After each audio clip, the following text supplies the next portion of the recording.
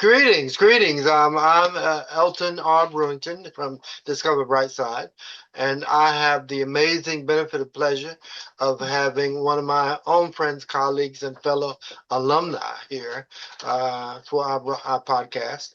And she has done us a great favor by sharing with us amazing details and benefits about one of our astounding and incredible great minds of our time. Now you look at people all the time, and all the time I was at A&T, you know, because when I first got to A&T, personally, I was encouraged to take to go to business school, and but I reviewed and considered, and I met Dr. Redmond, but I never met Dr. Craig. And so here we have one of his students, one of his proteges, who can share with us information about the book she has written, about his great leadership, his tenure, and his direction, and his mantra as an educator. So, without further interruption, please share with me Tanya Mitchell. Tanya Mitchell. Well, thank you, Elton. I always like to start with how I came to tell the story.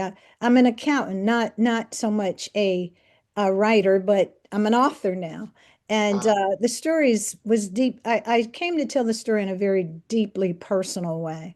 Dean Craig, when I was a student at A&T, he put me on scholarship. I was a good student. I studied hard, worked hard. He put me on scholarship. And that relieved the financial burden from my family, to me getting an education.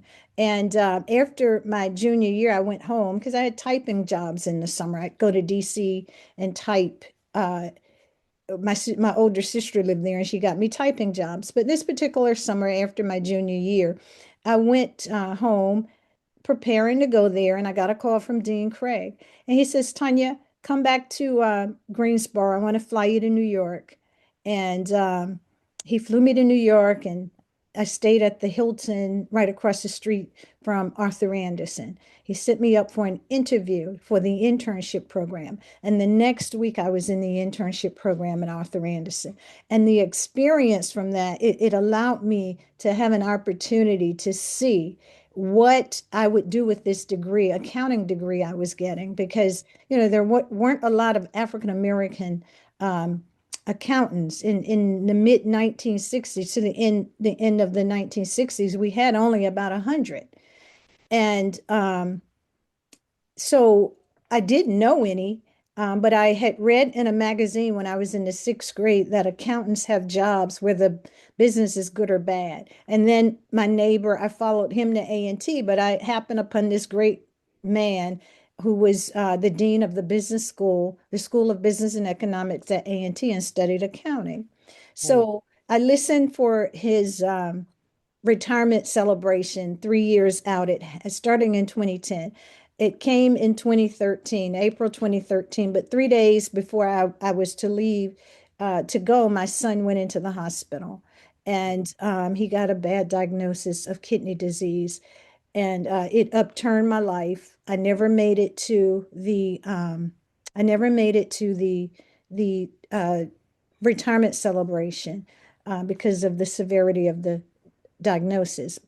But during the time, I say that God spoke to me and said, "Write the dean a letter to express your gratitude for everything he did for you." That thought went dormant. This was my son did not survive. He passed in July 2014. October 2015, fast forward, I go to my homecoming at A&T, and I'm talking to a fellow Aggie, and he says, "Tanya, I didn't see you at the dean's retirement celebration." Almost 2.5 years later, he's asking me this. And so I said to him, I explained to him what had happened in my life, what kept me away, and it was a bit emotional. And the thought of writing that letter popped back in my mind. And I said to him, I said I was going to write the dean a letter to express my gratitude. And he was so connected to my emotion. He looked me straight in the eyes. He says, "Tanya, you should write that letter." So I'm saying that to say that was the first phase of me getting involved in writing this book. I had no intentions of writing a book, but by the time I got back to New Jersey the next day, I said, God spoke to me again, and he said, not only should you write your letter, but you should compile a book of letters from his students. So October 2016, I delivered 113 letters from Wow. students, faculty, uh, administrators at the university, colleagues, and special friends of the dean. And each letter was so unique. Each person shared a very unique experience they had with the dean. And so I presented it to him informally, yeah, informally. And then when I got back home, I was like, now what am I going to do with these letters in sort of a way to formally publish them? During the process, I learned so much about the dean because this was before the era of a lot of social media where you learn everything the day it happens. So Sure. I didn't know a lot about the wonderful work he had done in building I knew about building the business school, but the rewards he had gotten for his great work. And so I published I had the book of letters. I looked at them, they were so unique, and I felt that they needed, and I had a little bit of the dean's backstory. His story was the backstory. I had had the sketch of his career, the letters, but I felt the history was needed to make both of those things relevant. And so I asked the dean, can I write your story? He said, yeah. He empowered me. He said, yeah. And that's how I came to write a book. Amazing. What a great story, Ms. Mitchell. And share with us, what is it when you expect uh, buyers of the book, when they read the book, what do you want them to get? I mean, I get that he was an amazing community guy and he knew everybody that knew him and he knew them personally. But that's powerful. But what is it that you want people to read when they read the story that you deliver to them? Well, Dean Craig was a man of great humanitarian spirit. Mhm, And so I tried to make sure that that came out in the book.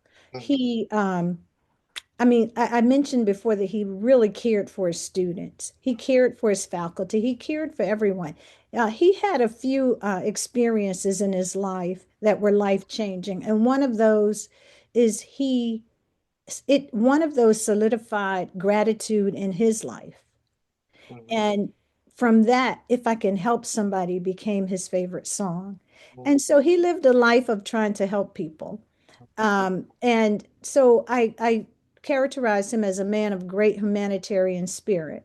Um, and the work he did, it's like the letters, each letter I said had a unique experience with how he was helping students, empowering them, giving them the opportunity that helping them get the opportunity that he himself could not get, and that was getting into corporate America to have a wonderful career.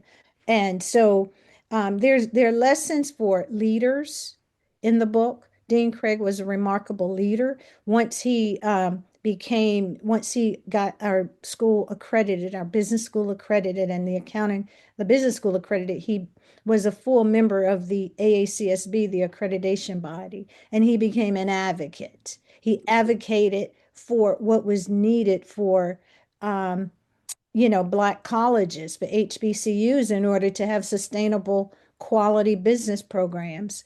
And that he identified the most difficult task he had in building the business school was finding PhDs in the business disciplines. And obviously, as being an HBC during that time when he started in 1972 at A&T, African Americans were the most likely people to be employed at the school, but there was a dearth of African American PhDs. So he became an advocate. And from that, he had national impact in helping to create the PhD project, which has created thousands of African American, Hispanic, and Indian American PhDs in the business disciplines.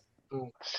Your description is amazing, and I dare say that there are great needs for our community to find those because even now there are professionals, corporate minds who are find themselves in a place to be able to maximize the capacity for our professionals to reach more people, teach more people, and exemplify, if that's a word, to get them in front of people. And that's amazing. And if the readers who would buy a book are looking for destinies that they can proceed to do great service, then that's a great point to be. If more and more people say, I like what he did. I'm inspired by who he was and his story. So that's a market and target, and I'm impressed by that. I didn't know him very well. I knew of him. I heard of him, and I had all my friends. As a matter of fact, I won't mention names, but this is amazing. This is amazing, and your book and the courage to write your book, I commend you for it, and I'm excited about what that means and where it can go, and how we can be able to improve the value of that. So it's a great time to consider that. So kudos to you, Ms. Mitchell, for writing this book, Tanya, and I'm expecting great things from it. And whatever we can do, Brightside can do to help you maximize that capacity, we're here for that. And so thank you. And his story now, let's get his story out. Let's get his story out. Any final words before we start the recording? Well, thank you, Elton. I'm so appreciative of those wonderful comments, and so there's something in the book for not only leaders.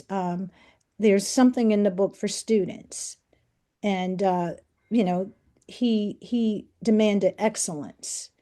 And, I profiled some of his students who excelled in their careers and so there's something in here for everyone, for leaders, for students. Uh, Obviously, I hope students will understand the value of a mentor and certainly the value of education and being purpose driven in your pursuits. Thank you. Thank you. Discover Brightside.